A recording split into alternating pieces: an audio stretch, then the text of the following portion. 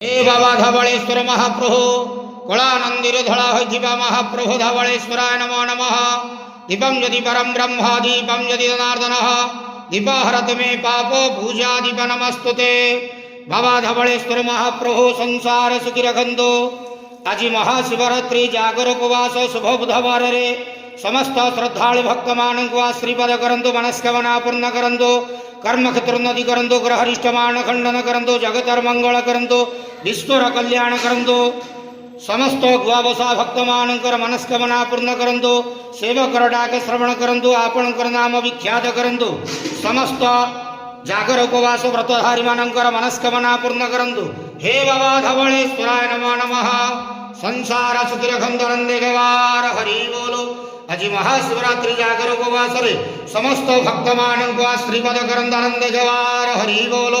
बाबा धवलेश्वराय नमो नमः।